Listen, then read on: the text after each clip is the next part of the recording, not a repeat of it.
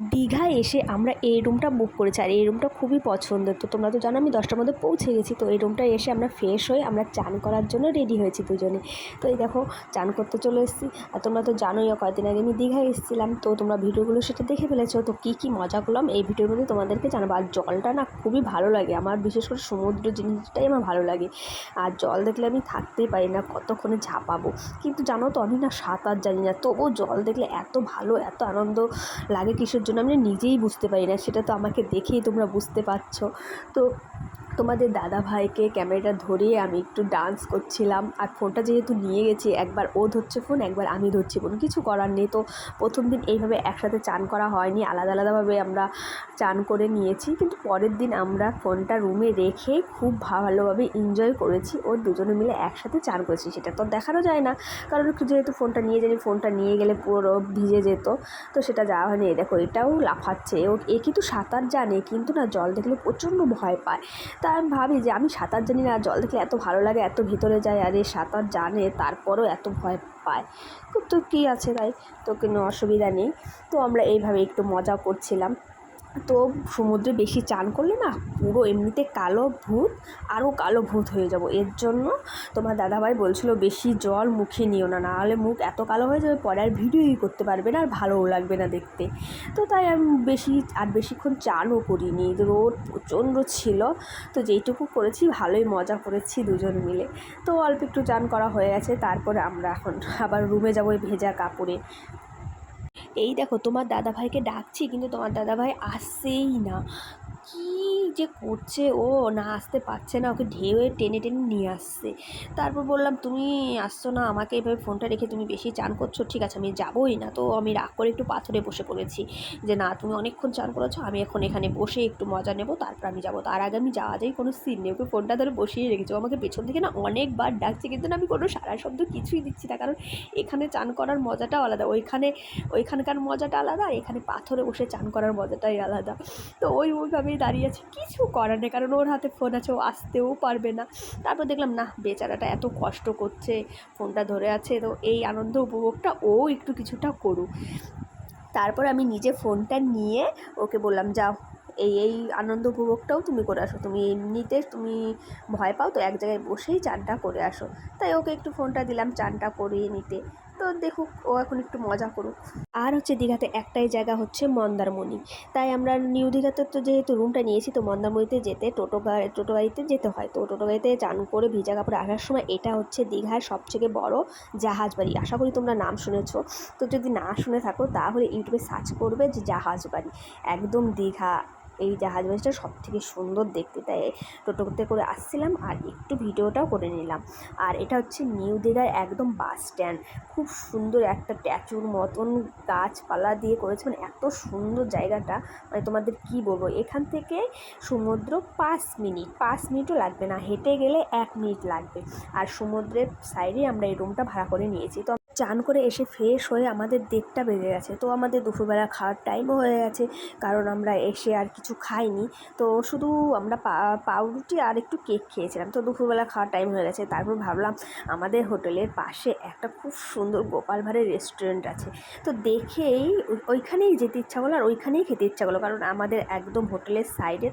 তো ভাবলাম বেশি দূর না গিয়ে এখানেই যাই, খেয়ে আসি। তো এখানে একটু দুপুরবেলা একটু ফাঁকা ছিল, পরে প্রচণ্ড ভিড় হয়েছে। তো এখানে এসে আমরা কাতলা মাছ এগুলো সব অর্ডার দিয়েছি। আর কাতলা মাছের বিভিন্ন ধরনের তরকারি দিয়েছে, সেটা তোমাদের দেখাচ্ছি। তো খুবই ভালো লাগছে, বিভিন্ন ধরনের জিনিস দিয়ে সাজিয়ে গুছিয়ে দিয়েছে। আর এখানকার খাবারটা খুবই টেস্টি। তো তোমরা যদি কেউ কোনো দিন যাও দীঘাতে, তাহলে এই গোপাল ভাঁড়ের রেস্টুরেন্টে আসবে। আমি খেয়েছি বলে তোমাদের বলছি না, সত্যি খাবারগুলো খুবই টেস্টি। আর এখানে না এক্সট্রা ভাত নিতে গেলে না টাকা লাগে না, এটাই হচ্ছে সবথেকে বেশি ভালো। তারপর রেস্ট নিয়ে সন্ধ্যাবেলায় বেরিয়ে পড়লাম ঘুরতে। আর সন্ধ্যাবেলায় দীঘার এই সাইডের হোটেলগুলো এত সুন্দর লাগছিল, কি আর বলবো। আর তোমরা তো জানোই দীঘায় একটা খুব সুন্দর পার্ক আছে, সেই পার্কের নাম হচ্ছে ঢেউ সাগর।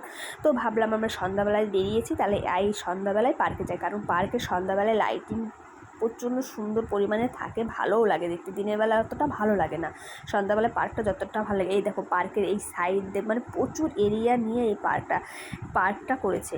আর এই পার্কের সাইডে দেখতেই পাচ্ছ চলন্ত গাড়ি চলে যাচ্ছে, বাচ্চারা উঠে পড়েছে। তো তো আমরা রাস্তাতে হেঁটে হেঁটে যাচ্ছিলাম, বেশিটা দূর না, আমরা যেই জায়গাটা নিয়েছিলাম না খুবই সুন্দর জায়গা, সব কিছুই কাছে। তারপর আমরা হেঁটে হেঁটে যাচ্ছিলাম।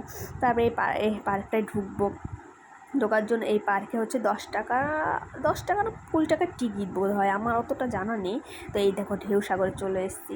তোমরা কেউ আসলে কিন্তু এই ঢেউসাগর মিস করো না, খুবই সুন্দর জায়গা, ভিডিও করার তো হেভি।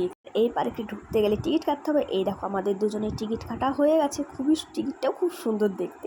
তো টিকিট কাটা হয়ে গেছে, আমরা ভিতরে ঢুকে পড়েছি। আর এত সুন্দর লাগছে দেখতে, পুরো ঢেউসাগর লেখা আছে, আর জিরাফগুলো মনে হচ্ছে অরিজিনাল। তো ঢুকেই দেখছি এই জিনিসটা যেটা মেলায় দেখতে পাওয়া যায়। তো তোমার দাদাভাই বলছিল এটা চাপবো, আর এসেই দেখি এই একটা মূর্তি দাঁড়িয়ে আছে। ভাবলাম মূর্তিটার কাছে ছবি তুলবো, আর ছবি তোলা হয়নি। তোমার দাদাভাই বলছে অনেকটা বড় এরিয়া, এগিয়ে চলো, আর অনেক সুন্দর সুন্দর জিনিস আছে। এই মেয়েটা অসহায়ের মতন বসে আছে, ভাবলাম তার পাশে ছবি তুলো, সেটাও তোলা হলো না। আর এতে প্রচুর খাবারও পাওয়া যাচ্ছে, মানে পার্কটা তোমাদের কি বলবো, অসাধারণ। তোমরা না গেলে প্রচণ্ড মিস করবে এই পার্কটা। এখানে কৃষ্ণ দাঁড়িয়ে আছে, এরকম বিভিন্ন ধরনের মূর্তি এখানে স্ট্যাচু করে রাখা হয়েছে, খুবই সুন্দরভাবে সাজিয়েছে এই পার্কটা। তো পার্কটা এইভাবে দেখতে দেখতে যাচ্ছিলাম।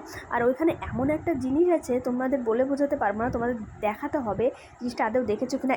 এই যে এখানে যেই জিনিসগুলো দেখা যাচ্ছে, এটা আইফেল টাওয়ারের মতন, এখানে এইটা আইফেল টাওয়ার না কি টাওয়ার বেশ বলে। আর এখানে বড়সড় হোটেল আছে, খাবারের জন্য কোনো অসুবিধাই হবে না কেউ আসলে, মানে তুমি যা খেতে চাইবে তাই খেতে পারবে, কি নেই এখানে, খুবই সুন্দর সুন্দর জিনিস আছে। আর এখানে একটা ঝুলন্ত নাগরদোল্লা বলা হয় ওইটাকে, ঝুলন্ত নাগরদোল্লা আছে, সেটা তোমাদের যাওয়ার পথে রিটার্ন দেখাবো, তাই একটু ভিতরটা দেখিয়ে নিচ্ছি।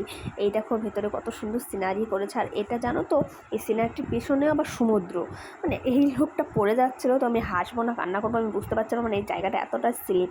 এই দেখো ঝুলন্ত নাগরদোল্লা, এখানে এটা কিন্তু একটা মেয়ে মানুষ উঠেছে, আমি প্রথমে ভেবেছিলাম একটা ছেলে মানুষ, তারপর দেখি না একটা মেয়ে মানুষ উঠেছে। এইখান থেকে একদম হাওয়ার সাইডে, এটা দেখেছো কিনা জানি না। তো প্রথমে ভাবলাম কি আমি উঠবো, তারপর ভাবলাম না, আমার যদি মাথা ঘুরিয়ে যায়, এমনিতে এক জায়গায় ঘুরতে এসেছি, এরকম করাটা উচিত হবে না। তাই ভাবলাম এখানে একটু ভিডিওটা করে নিই। মেয়েটা এই দেখো লাফ দিয়ে উঠছে আর নামছে, কি ভালো লাগছিলো, কি সাংঘাতিক ব্যাপার। এই জায়গাটা আমি একটা ভিডিও করেছি, তোমরা সে আমার প্রোফাইলে গিয়ে বা ইউটিউবে গিয়ে তোমরা দেখতে পারবে। এই জায়গাটাই আমি একটা ভিডিও করেছি। মানে চাষ ছিল না, তারপরে রুমে এসে খাওয়া দাওয়া করে ঘুমিয়ে পড়েছি। তারপরের দিন সকালবেলা চলে এসেছি মোহনাতে। দীঘায় আসবে, মোহনায় না আসলে হয় বলো? তো মোহনায় আসার জন্য আমরা রেডি হয়ে গেছি, চলেও এসেছি, একদম ভোরবেলা উঠেছি। তোমার দাদাভাই তো ঘুমই ভাঙছিল না, তারপর ওকে টেনে টোনে কোনো রকম করে নিয়ে আসলাম। তো এইখানে মোহনাতে এসে এত দারুণ দারুণ ভিডিও করেছি, তোমাদের কি বল, মোহনায় এসেও আমি লাফালাফি করছি, কারণ এখানে জল দেখতে পাওয়া গেছে, আর জল দেখলে তো আমার সয় না, আমি কতক্ষণে জলে যাবো না পাবো। আর আমার নাচন কোদন দেখে তো তোমরা বুঝতেই পারছো আমি কতটা আনন্দ আর কতটা এনজয় উপভোগ করেছি এখানে এসে। তো আমার খুবই ভালো লাগছে। আমি কিন্তু গান গাইছিলাম জানো তো, কিন্তু গানটা তোমাদের বলা যাবে না, কারণ হচ্ছে আমার গলাটা অতটাও সুন্দর না, এই গানগুলো শুনলে তোমরা আর আমার ভিডিওটাই দেখবে না। তো তারপরে এসে ভাবলাম আমরা ডাব খাই। তো জল তৃষ্ণাও পাচ্ছিলো, ওখানে জল পাওয়া যাচ্ছিলো না মোহনাতে, কিন্তু শুধু ডাব আর ডাব। তো এখানে এসে আমরা ডাব খেয়ে নিচ্ছি, আর ডাবটা এত সুন্দরভাবে কেটে দিচ্ছিলো না, ডাবের ভিতরে জলটাও খেতে পাচ্ছিলাম, আর ভিতরে যে শ্বাসটা থাকে সেই শ্বাসটাও খাওয়া যাচ্ছিলো। প্রথমে জলটা খেয়ে নিতে হবে, তারপরে তাদেরকেই তোমার হচ্ছে এটা দিয়ে দিতে হবে ডাবটা, তারাই কেটে দেবে আর সুন্দরভাবে শ্বাসটা খেতে পারবো।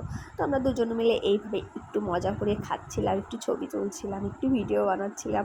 কি আর বলবো, এগুলোই স্মৃতি থাকবে জীবনে, আর কখনো দীঘায় আসতে পারবো কি পারবো না। আর বাই দ্য ওয়ে আমি না দীঘায় এটা দিয়ে না 3বার এসেছি, তাও আমার মন পোষায় না। তো তারপরে গেলাম মাছের বাজারে, আর মাছের বাজারে এত সুন্দর সুন্দর মাছ, মানে দেখেই খেতে ইচ্ছা করছিলো। তো ইলিশ মাছ দেখো, তারপর কমফ্রেট মাছ, চিংড়ি মাছ, বিভিন্ন ভেটকি মাছ, ভীষণ বড় বড়, আর চিংড়ি, কাঁকড়া, এই দেখো চিংড়ি আছে, কাঁকড়া, প্রচুর মাছ। দেখো তোমরা মাছগুলো খুব সুন্দর, দেখলেই খেতে ইচ্ছা করে। তো আমরা আসার সময় প্যাকিং করে 3 ধরনের মাছ নিয়ে এসেছিলাম, 2টো চিংড়ি মাছ, একটা বড় ইলিশ মাছ, আর হচ্ছে কাঁকড়া একটা নিয়ে এসেছি, হ্যাঁ কাঁকড়া, আর কমফ্রেট মাছ 2টো নিয়ে এসেছি, 4 ধরনের মাছ নিয়ে এসেছি। আমরা যেহেতু দীঘাতে 2 দিন ছিলাম, তাই পরের দিন সন্ধ্যাবেলায় বেরিয়ে পড়েছি নিউ দীঘার মার্কেটে। তো নিউ দীঘার এই মার্কেটটা আমাদের হোটেলের একদম সামনে।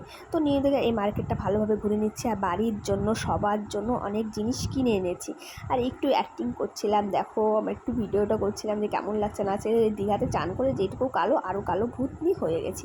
তো দীঘার মার্কেটে এভাবে ঘুরে সবার জন্য অনেক জিনিসপত্র কিনে নিয়ে চলে এসেছি। তারপরে দীঘার নিউ দীঘার পাশ দিয়ে এই মাছ ভাজা পাওয়া যায়। এই মাছ ভাজার এখানটা না এত পরিমাণে গন্ধ, মানে কি আর বলবো, একই তেলে বিভিন্ন ধরনের মাছ ভাজা হয় বলে এতটা গন্ধ। তো এই মাছগুলো দেখেও খেতে ইচ্ছা করছিলো, তো কিছুটা খেয়ে নিয়েছি। তারপরে মাছ খাওয়ার পর বসে বসে আর হেঁটে আর পাচ্ছিলাম না, তারপরে একটু দুজনে মিলে ভাবলাম একটু চা খাই।